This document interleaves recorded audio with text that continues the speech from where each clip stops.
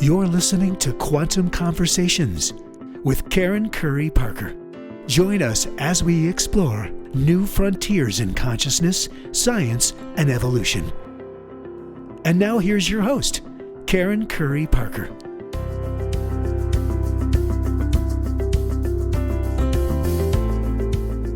The world economy as we know it is changing.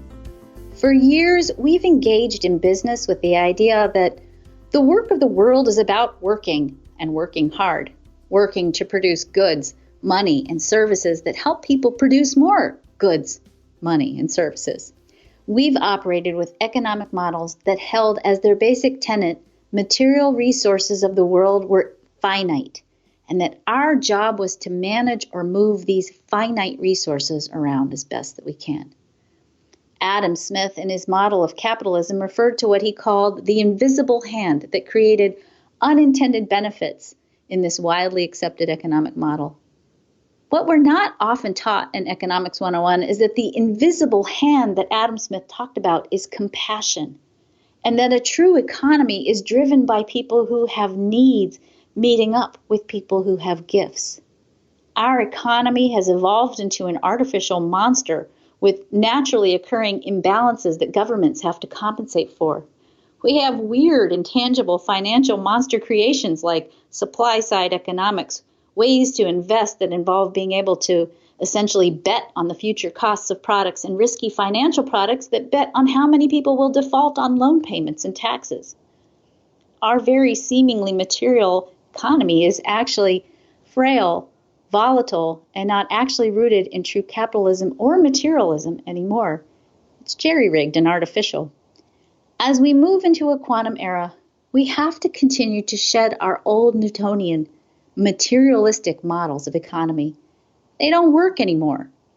We're moving into a new global economy where well-being and other non-tangible, non-material forces drive the economy. An economy of passion and compassion, creativity, contribution, and inspiration.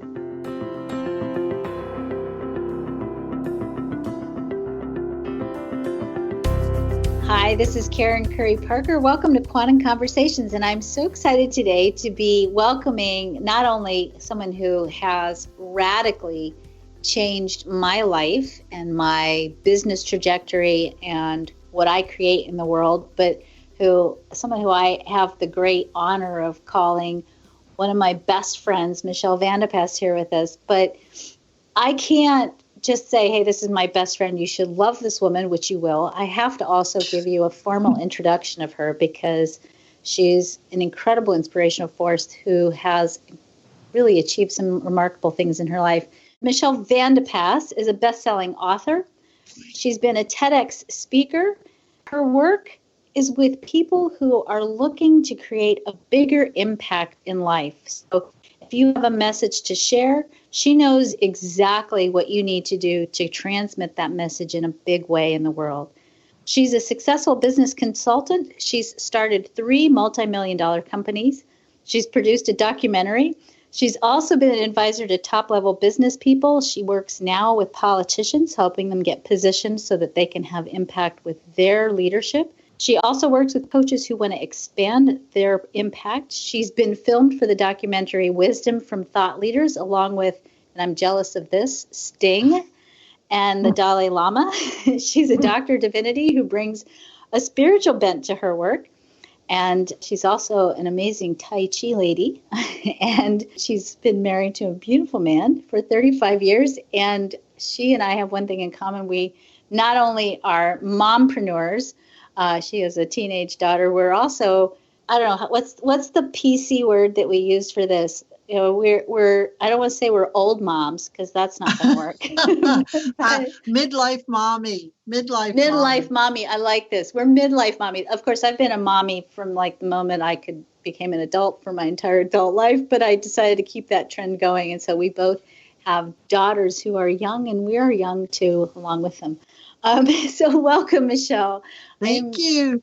So excited to have you here because, you know, we talk a lot in Quantum Conversations with amazing, amazing people who have beautiful insights and brilliant thoughts and ideas, and you do as well. And one of the gifts that you have as a thought leader, as a coach, as an entrepreneur, and I think as a woman entrepreneur, you have this beautiful sense of what does it really mean to apply all of this quantum stuff in the trenches of daily life. And you guys don't know this either, but I have to talk to Michelle every day, literally, because, knowing quantum science, knowing spiritual principles and concepts, knowing even on an intuitive level how the world is changing, and then going out and living your day-to-day life and trying to incorporate these principles while you're raising a teenager or dealing with stuff that goes on in your relationships or with menopause or with your business or whatever, trying to have a human experience with a deeper understanding and bridging that is an adventure, right? It's called life, Karen, right? Right. So, and one of the other things that is so beautiful about you is that you are what I call a true entrepreneur. There are people who are in business for themselves, and then there are people who are entrepreneurs. And I think that entrepreneurs are sort of a different breed of person in the sense that it's inspiration that always drives you. So I want to talk to you today. I have a goal in spite of my rambling here. I want to talk to you today about what does it mean to be an entrepreneur? What does that mean to you, Michelle? Ooh, that's such a great jumping off point for everything. Can I just dive in? Yes, please. Can we just go? So what an entrepreneur used to mean to me is much different than what it means to me now. And I think this will segue into quantum consciousness and the new economy. It used to be that an entrepreneur was someone who put their nose to the grindstone and worked their butt off to build a business, to feed their family and make sure the next generation did better than themselves. It was a time when you were driven by either motivation to feed your family or something inside of you to build something.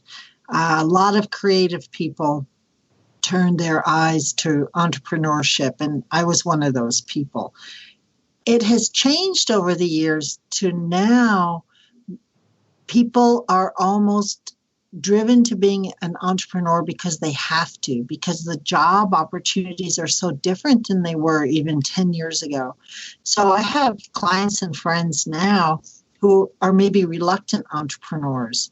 They've had to go find new ways of making money, right? Mm-hmm. And it's not necessarily that you put your nose to the grindstone and work your butt off 24/7 anymore, but that you're doing maybe a little bit of web design and some ghostwriting and some editing and some coaching, or in a totally different field, maybe you're working on your friend's cars as an auto mechanic and then writing blog posts about racing cars, whatever your personal interest is.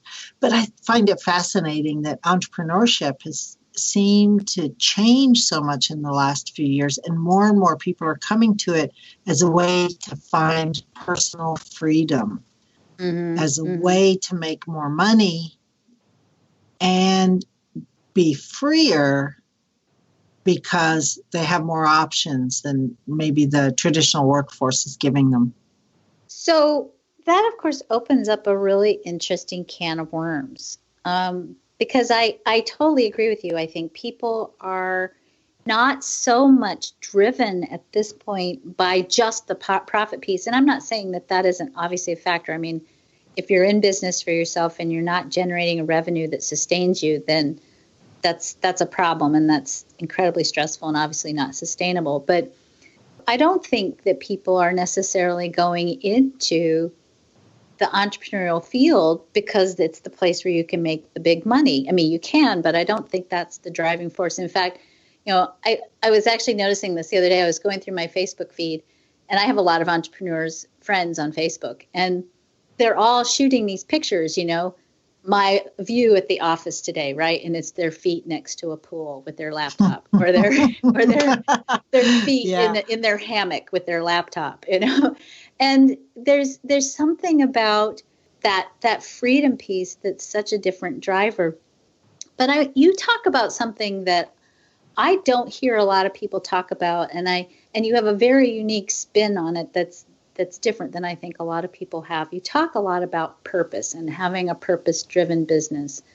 Talk to me for just a minute about what is your interpretation of purpose and how does that play into your business? Yeah, good.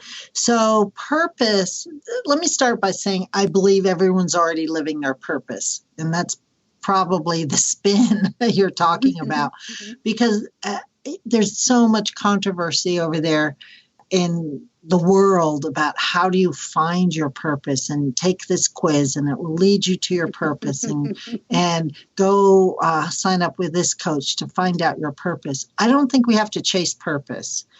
Purpose is something we're born with. It's something we're already doing. It is not your vocation. It's not your job. It's how you be in the world.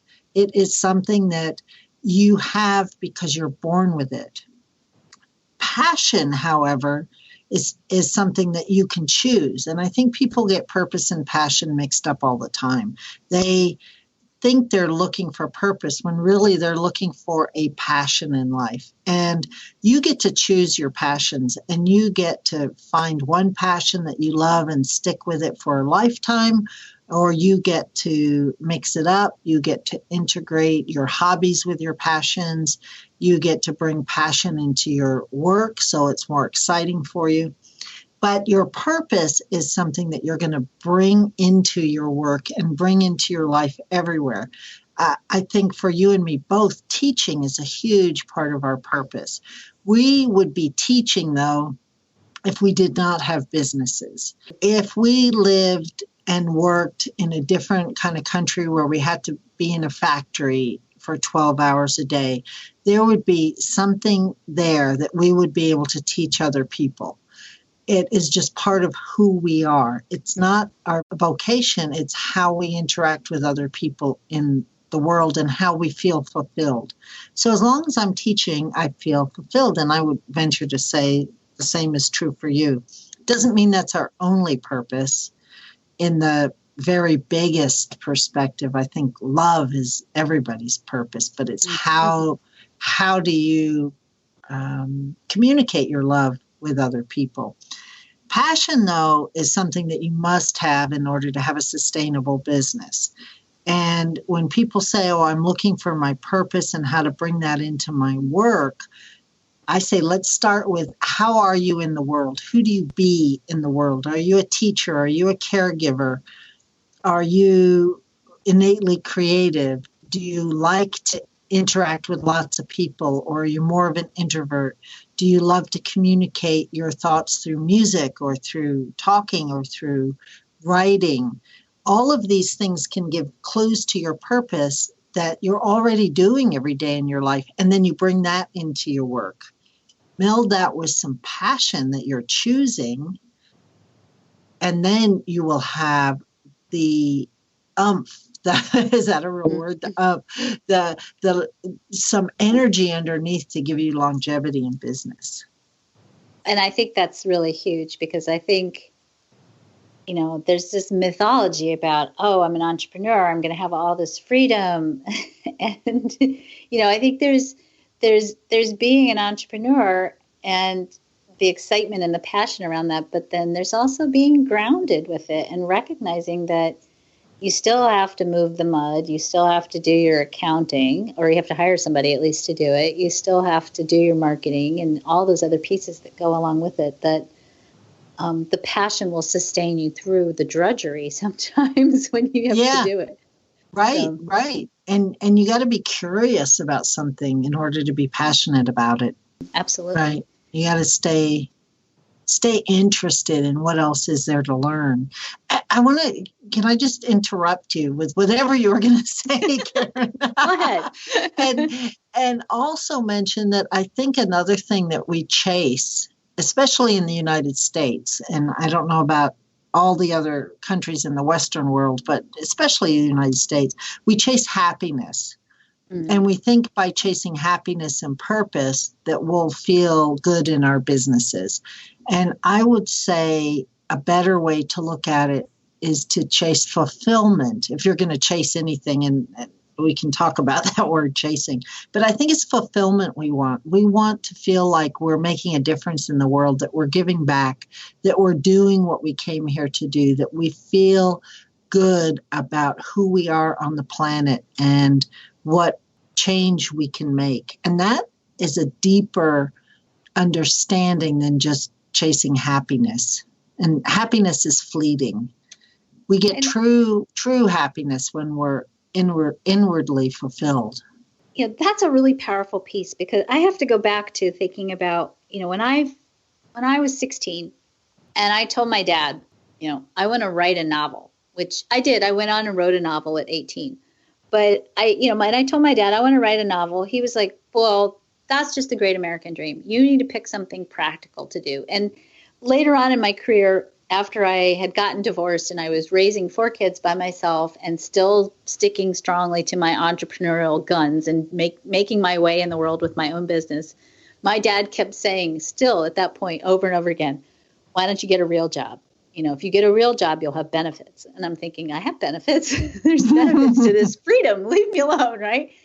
But, one of the things that you and I talk a lot about, and I think this is a fun thing to dive into, is, how is the economy and the nature of what drives us in business changing?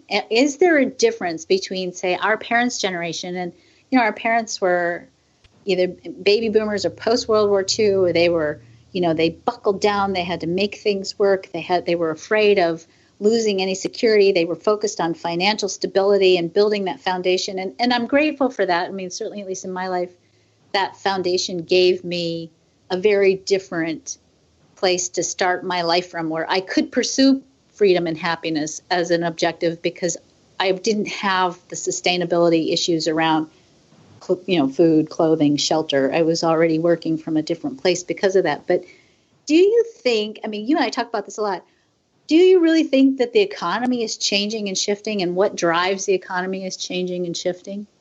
So I think I want to answer it from just a different perspective, which is, I think how we get results from the profit piece in the economy is changing. So obviously the economy's changed a lot in the last decade and 20 years. But what I've also noticed for me, people are already going to roll their eyes when they hear this, but it's almost like the less I work, the more money I make. Mm-hmm. And that is the piece I think that's changed. And that's a consciousness piece. It's an energetic piece. It's a loosening up of the web out there that causes us to go out and make things happen all the time. I think we're moving into a being consciousness rather than a doing consciousness. And this is really tough for me as someone who just has do my whole life, stayed busy and got a lot accomplished. I am learning more and more to allow some space in my being, in my consciousness, to allow myself to just sit and think for 20 minutes, to allow myself to get up and go for a walk around the block in the middle of my day. And by doing that, there's something about energetically, it is allowing the universe to know who I am and what I'm doing. It's allowing my subconscious to integrate. And miraculously, I get more clients that way. And you and I have talked about this a lot. I mean, I'm like everybody else. I'll call you in a panic and say, all my clients dried up. Karen, what am I going to do? I have nothing. And you'll say, go for a walk. And I'm like, oh, yeah, right. Now I remember. And I'll go for a walk. And within a day or two, another client or two will come in. And there is something about that web out there in the universe, I think, that is changing about how we interact with all the other billions of beings on the planet right now. Yeah, and I think that's really important and really powerful. You and I have another joke too. Is like, if I go on vacation, I make twice as much money than when I'm in my office, which I cannot figure out how that happens every single time, because there's nothing I'm doing to set that up. It's just sort of like, when I take my freak out of my business plan and my that as you just said, that diligence of feeling like, oh, I got to be busy doing something. When I remove that, it all clicks and works. And I think, I love it. In Amit Goswami has a book, Dr. Amit Goswami has a book that he wrote called Quantum Economy. And you and I talk about this a lot. And in this book, he talks about how we have built our businesses from a very materialistic or Newtonian model. And Newtonian physics is very, it's very third dimensional. Everything's reduced down to elements and particles. There's no understanding. I mean, you think about when Newton created his theories about the movement of material things on the planet. There wasn't an understanding of quantum mechanics.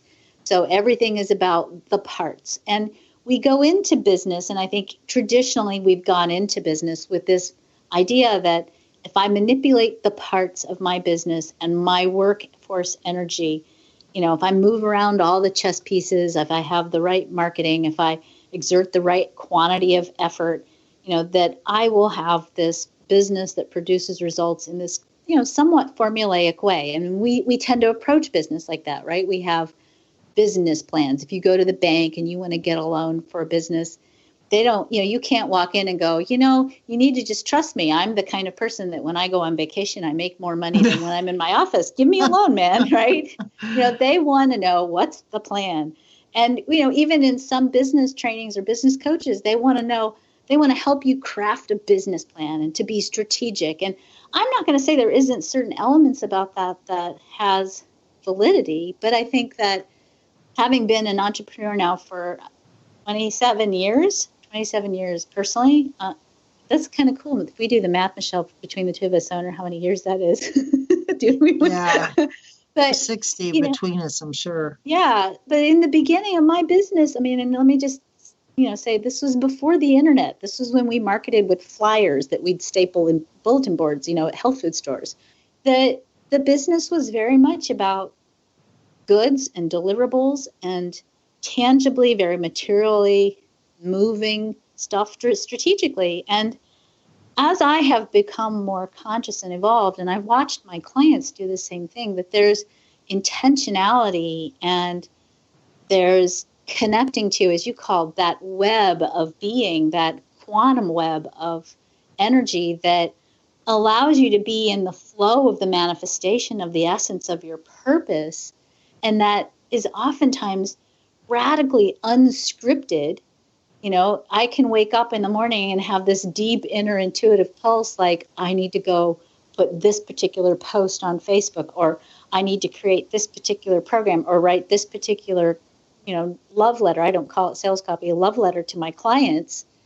And it's that flow of responding to what either my soul is telling me to do or what the cosmic plan is telling me to do, and following that in a very nonlinear, unplanned way is ridiculously more, I'm going to say profitable, but it's not just about profit, because I'm really not in it for the profit. It's for the impact and the transmission.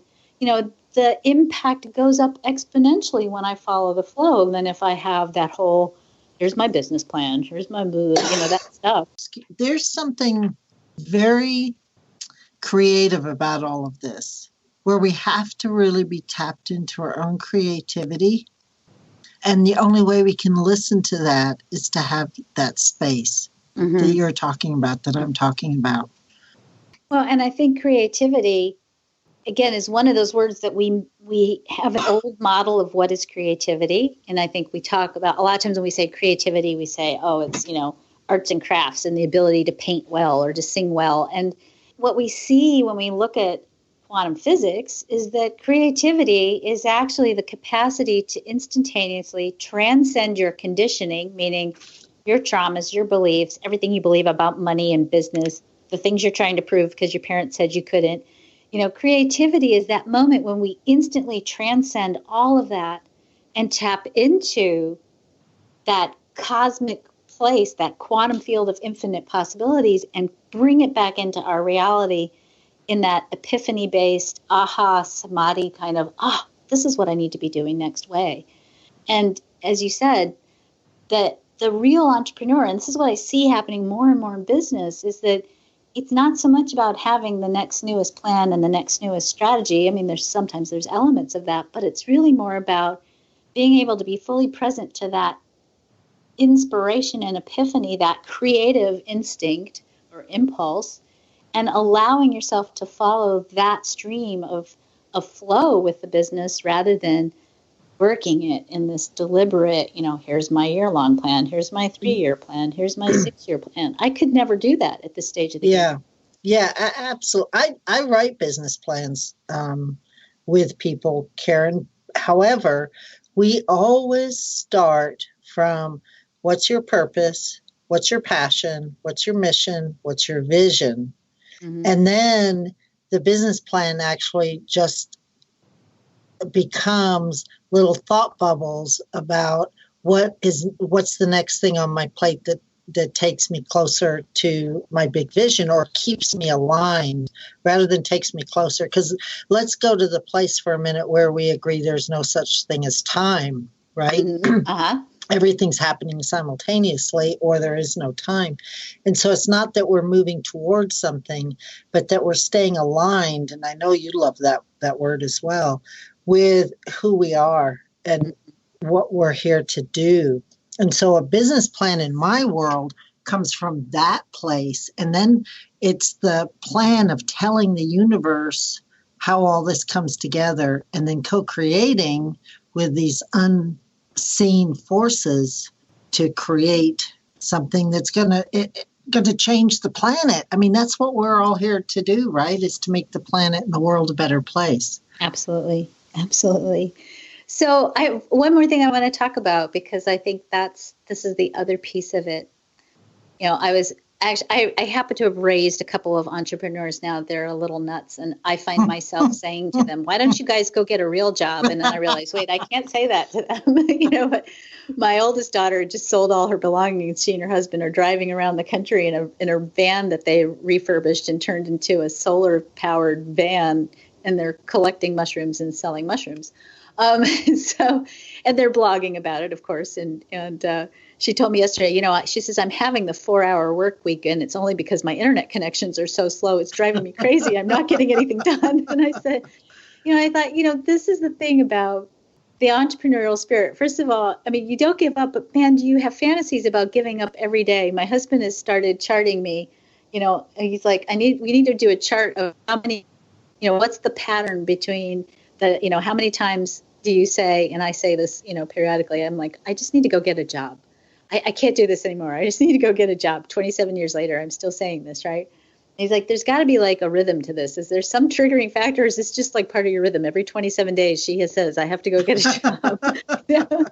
And, the thing is, the entrepreneurial path is, it's not, I think we have this idea that, I'm going to be an entrepreneur and I'm going to be teaching on the beach, or I'll be, working on my laptop on the beach. And the truth is I at least have never, ever actually really been able to just go to the freaking beach without at some point getting inspired and having to go follow some idea. But, it's also, when I talk to my clients, I also find that a lot of my clients don't find that sweet spot. They struggle or they feel overwhelmed, especially in the beginning when they're just starting, or the energies of the planet even can make them feel discouraged or knocked off course. And certainly over the last couple of weeks when we've been talking to people, we've been talking about what do you tell people when they are struggling to find that passion or that purpose?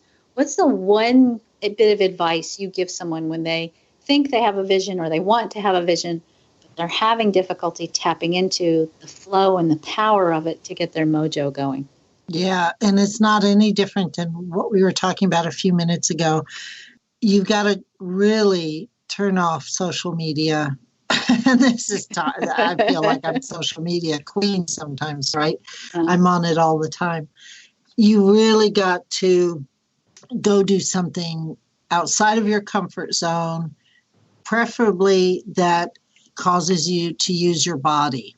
And this is why. It will get you out of your brain. It'll get you out of the repetitive thoughts. It'll get you out of your ego and into this creative web, this beingness web.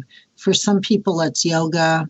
might be meditation. For me, it's Tai Chi, but also it could be painting, could be walking, could be dancing. It could be knitting, something where you're actually using your fingers, repetitive motion that brings you back into your body so that you can stay in touch with your own purpose, what you're here to do, and get out of the comparison, which is totally ego driven. So the reason we get off track, we don't make money, we get scared, we stay small, is because we're always comparing to other people. Well, X consultant or X coach makes $1,000 an hour, and I am struggling to make $100 an hour. I'll never be that person. And so your ego in your mind is taking over how you're running your business rather than allowing spirit, intuition, creativity, God. Can we say the God word here on absolutely. your podcast? Right? Yes, we say it there a lot. Allowing those things to guide us. You know, I remember when Mary Kay Ash in the 80s said, you know, she puts God first, and it made me so angry because I didn't understand what she was talking about. And now I get it at such a different level. It is about connecting to something bigger than your own personal ego, your monkey mind, and staying connected with that to live your life that has really a purpose bigger than yourself. And when we can stay in that place, and it's not easy, Karen. I know you're a meditator for years and years and years, and I walk and do Tai Chi and other things. It's not easy to be in this place all the time, and we can't just give up our families and go meditate on a mountaintop, and nor should we, and nor do we want to. But there is something about being in your body and being in a creative mind that keeps you more connected to the spirit space that will keep you on track and out of the comparison. When we're in comparison, we will always be small. We will always think of ourselves less than, and we will always do less than what we're capable of. It's only by connecting to this bigger web, I think, can we stay truly on purpose, in our passion, and on track with what we're here to do. I'm going to play this back to you the next time we get into this. Next time I call you. So, no, and I think that's, you know, that creative web is a high frequency place. It's a place where love, truth, beauty, justice, all these powerful, beautiful archetypes live. And for us to align with that place of creativity, you have to stay in the beauty. And it's, you know, I think it's very difficult to be creative when you're stomping around, you know, in frustration or making note of everything that's not working instead of, you know, taking yourself out of it. And I totally agree with you. I think sometimes you just have to say, screw it. I'm going to go walk around the lake with the dogs. I can't stand in, you know, I can't be in here anymore and try to figure out this program. And it's so interesting how when you come back, you know exactly what you need to do to make it work. So. And that's why you make double the money on vacation, right? Because the universe is picking up on that relaxed energy that connects with all that is and can send you the exact clients that need you. When we're in the middle of all our own stuff, the universe can't pick through it to send us the right clients. Totally. Well, Michelle, thank you so much for joining us today. If you guys want to learn more about Michelle and Michelle's work, her website is michellevandepas.com. And are you still doing sessions for people to help them discover what it is that they need to be doing? I am. There's a place on my website you can go book a session with me. It's a 30-minute session, and we'll get to your purpose, your passions, and what your next step might be. And I do several sessions a week with people, so I should have a few slots open. Head over to my website. Thank you, Karen. You're welcome. You will, when you talk to Michelle, she does this thing. She's, you know, she's intuitive, and she sits with you, and in about 2 minutes, she starts spewing this amazing business idea. I've watched her do it so many times. I've watched people stagger away from having had their entire concept of what they're doing transformed instantly. So MichelleVandepas.com. This is Quantum Conversations. My name is Karen Curry Parker. I want to thank you all so much for joining us today. And I want to really celebrate those of you, you're entrepreneurs on the leading edge of shift in the economy, and for the work that you're doing and the courage that you have to step out of the box, to step out of quote unquote real jobs and doing what you came here to do. Thank you for joining us.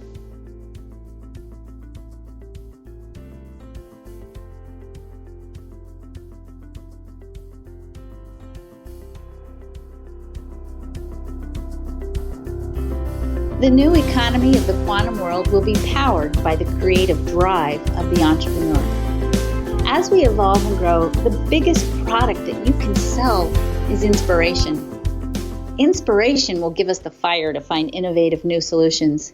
Knowing how to tap into the infinite, unlimited quantum reality to find the solutions to the challenges facing us today will become the new gold standard. How inspired are you? How passionate are you? How tuned into the cosmic plan are you? These simple questions will replace our current material assessment of each other. I predict that we will no longer value each other by our material attainment, but instead look at each other and ask, does this person inspire me? Does this person make me feel that I can stretch beyond my current reality? Imagine, if you will, an economy that is driven by well-being, where well-being becomes the measuring stick of success. Not only the well-being of the proprietor, but of the people being served and the people being impacted by the business. This is where we're headed, an economy rooted in the infinite and the intangible, a quantum economy where the expansion of well-being, the growth of compassion, the provision of support and resources for the entire world becomes the driving force that determines success. Want to discover your passion and what turns you on? Please visit our Quantum Conversations Facebook page, where you can get your free human design chart and report, your unique map to help you discover your path to unleashing your well-being. While you're there, let us know how we're doing and who else you'd like to have a quantum conversation with. I'm Karen Curry Parker. Thank you for joining us for Quantum Conversations.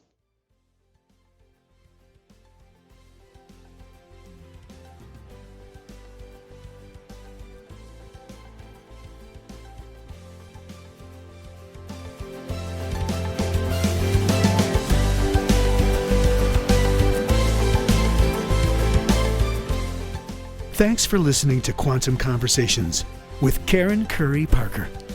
For more information, visit joyfulmission.com.